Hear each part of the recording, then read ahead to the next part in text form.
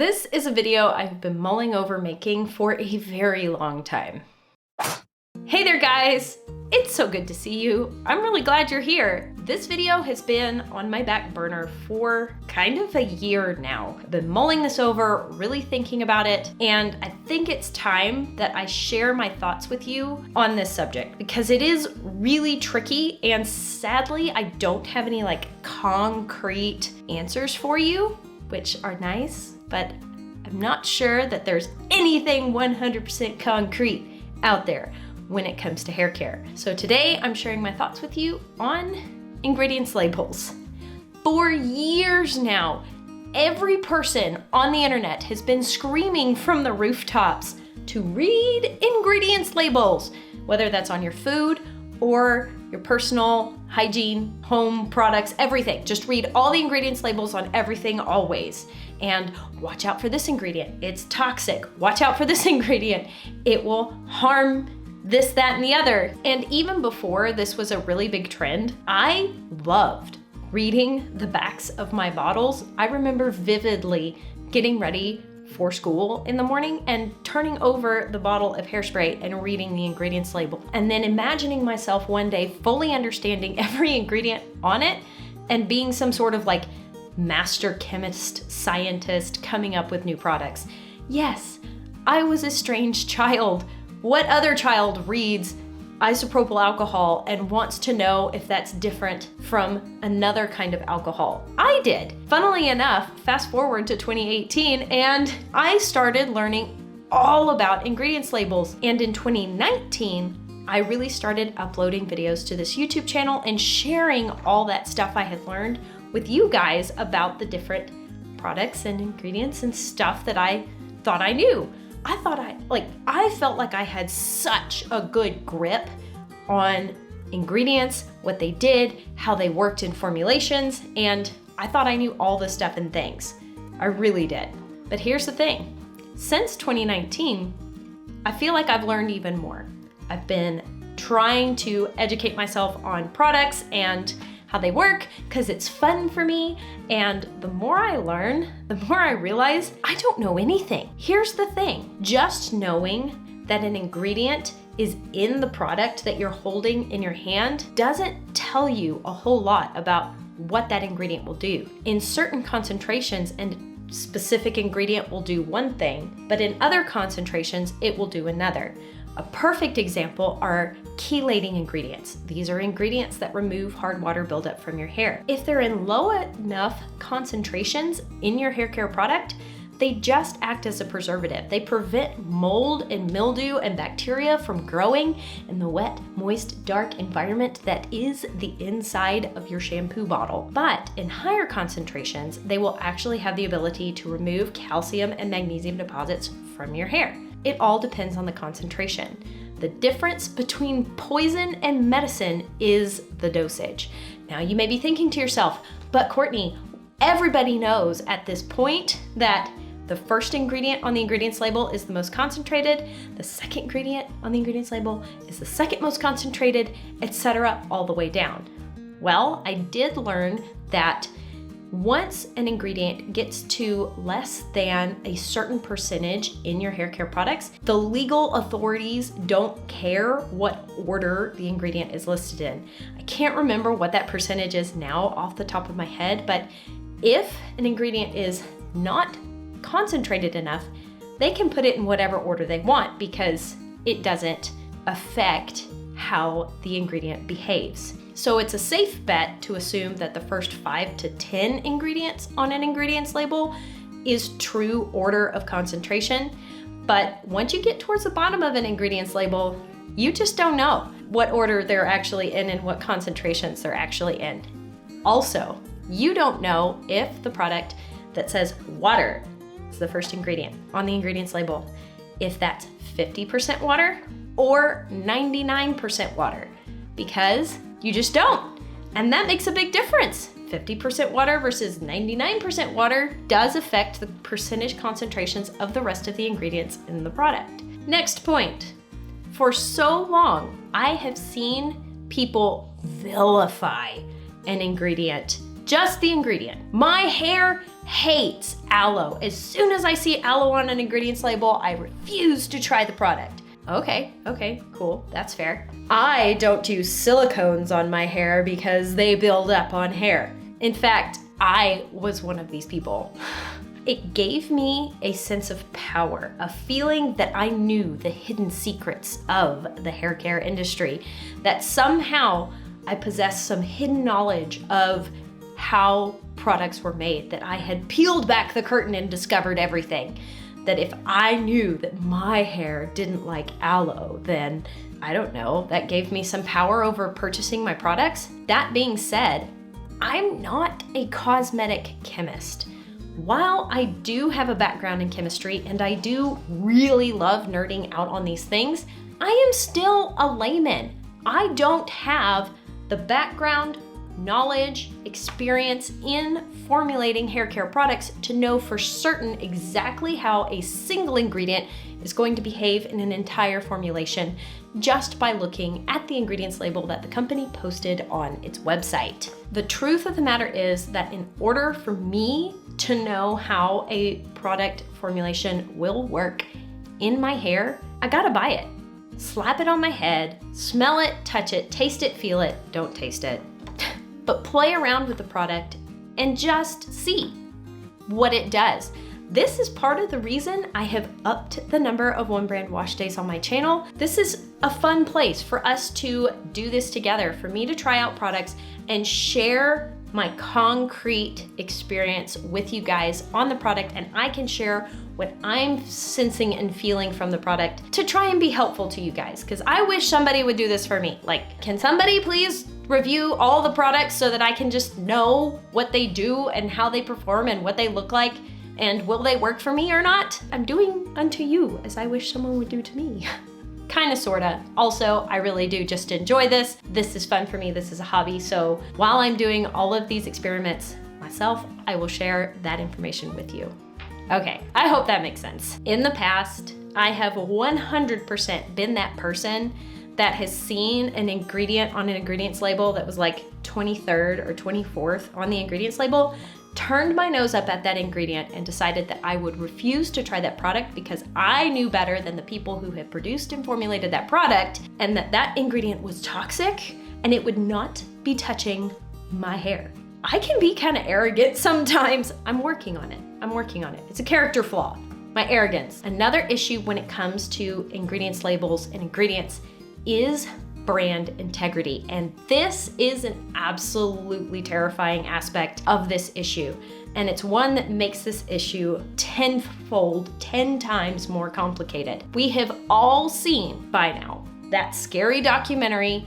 There's multiples out there of this company had asbestos in their products and people died. That's horrible. I know that has happened, and that's scary. That's terrifying. The truth of the matter is that me as the consumer, as the layman, as the non-actual cosmetic chemist, I don't know how a product works unless I try it out. So I have to trust that company is conscientious, that they are being 100% honest about their ingredients labels, that they are going through the proper legal channels when they produce their product, fully disclosing their formulations to the people that they need to, and doing adequate product testing. We all know what inflation's like and what the economy's like. Let's not think about that. This video is already stressful enough. But that being said, companies want to keep people employed. They want to do what's best for their employees. They want to do what's best for their customers, and they gotta find ways to cut the bottom line. So I can see a world in which quality assurance testing gets cut. I'm sure it has happened in the past at some point. I do not know of any companies at this current moment that have done that. So take everything I am saying with a grain of salt. This is just something I'm saying I could see potentially possibly happening. The issue that kind of sparked me mulling over this concept of ingredients labels, the ignition point for this thought process in my mind, if you will, was an incident that happened that I documented and recorded here on this channel a little over a year ago, wherein one of my all-time favorite drugstore products had a major change in the ingredients label. I went to repurchase this favorite product.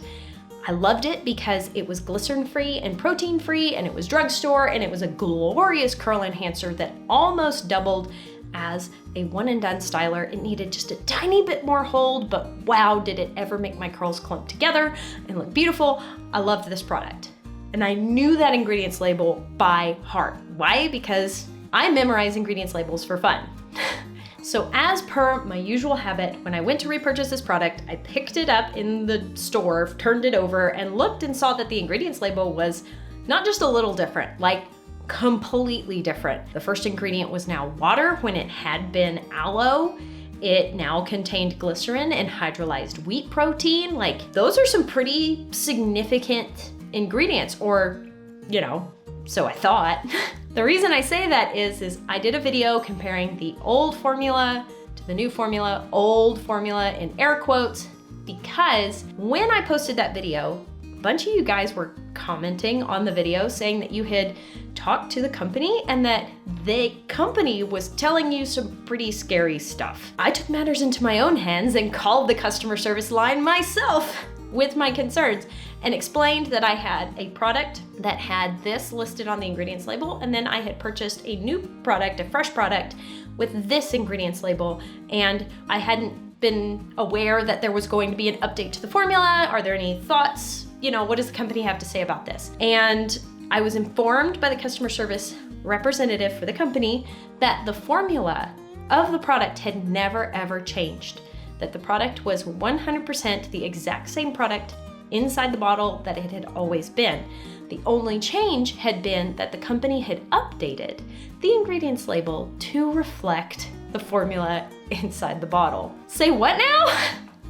I have spent years at this point reading ingredients labels, poring over this information. What good is it to read it and understand what each of those ingredients is if it's not accurate, if it doesn't actually reflect what is inside the bottle that I'm holding in my hand? This was a particularly scary situation in my mind because while I'm not personally allergic to wheat's a pretty big allergen. I don't know exactly what happened. I only talked to a customer service representative. I may not have explained myself thoroughly. They may not have understood my question. I don't know, but from what they told me, the formula had never changed. They had just updated the ingredients label. How on earth can you put a product with a very significant allergen like that in it on a shelf without disclosing the allergen in it? Like, that seems like a really big deal to me. When it comes to ingredients labels, we have this issue of company integrity. What this kind of made me want to do for a while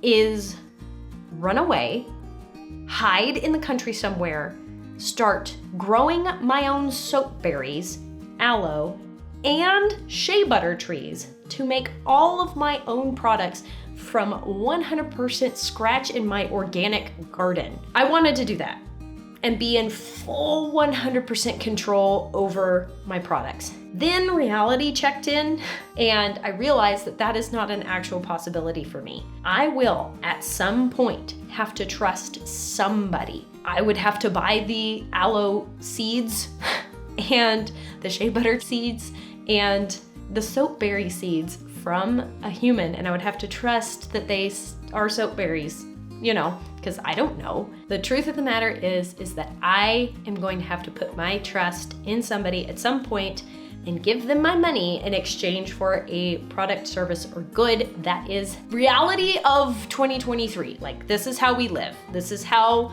the world is working. So where does that leave us? What I have found myself doing as of late is holding ingredients labels far more loosely than I used to. I know that it is hard when there were some really concrete rules that I held to.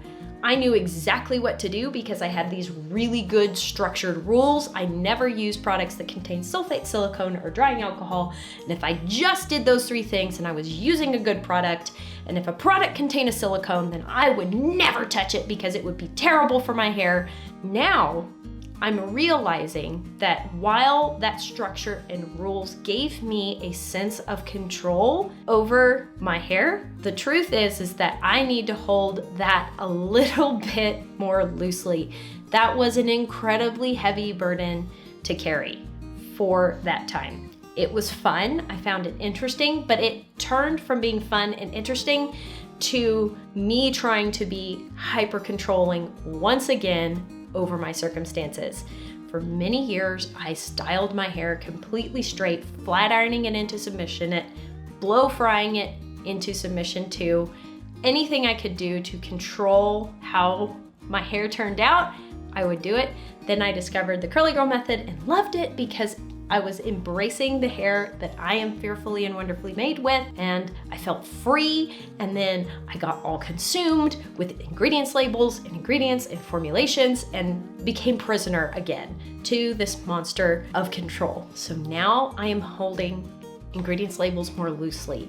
Instead of reading every single ingredient on the back of an ingredients label and Googling that ingredient and reading all the scientific studies about every single ingredient in every single product that I use, I am skimming it, and then I'm trying out the product for myself and seeing how it feels. How does my hair react? How does it perform in my hair? And using that information to determine whether or not a product is improving the health of my hair over the ingredients label. I have seen people put all their faith in ingredients labels and into companies and believe that if they just used all products from this one brand, that would be the answer to all of their hair woes. And instead of paying attention to how the products were making their hair feel, issues started building on itself, and they got serious contact dermatitis from the products, which is irritation due to a product. Some people are just allergic to some products. It happens. We're all different humans. We all have different body chemistries. Instead of paying attention to those warning signs and just saying, oh, okay, these products aren't for me, they believed in the ingredients and the products so much that they keep using them to a point where they start having hair loss. That's an issue. That's a problem. I've seen that happen. I think there is a balance, a middle ground of reading ingredients labels, having faith in the company that you are choosing to purchase your products from, and just feeling for yourself how the products work in your hair. See, I told you this video has no concrete step-by-step instructions, and that's annoying. I like to know a clear yes and a clear no, but this is a situation where there isn't one. Because we are not doing all the steps ourselves and 100% producing our own products. If you are going to purchase hair care products from a company, kind of sort of understand ingredients labels, sure, fine, if you want to. Do your research on the company, but just know that you can find just about anything you want on the internet. If you say that this company is great, you will find articles that say that. If you say this company is terrible, you will find articles that say that. This ingredient is great, you will find articles that say that. If you Google this ingredient is bad, you will find tons of articles that say that. Hold it loosely, try out products for yourself, and I'm sorry, I don't feel like this is wrapping up in a nice, neat little bow, but if this video was helpful to you, I'd appreciate it if you'd give it a thumbs up and share your thoughts in the comments down below. We have some really amazing conversations here on this channel in the comment section. You guys are super intelligent and crazy kind. I really appreciate each and every single one of you. I cannot wait to see you in the next video. It's probably going to be a one brand wash day. What do you want to bet? Talk to y'all later. Bye.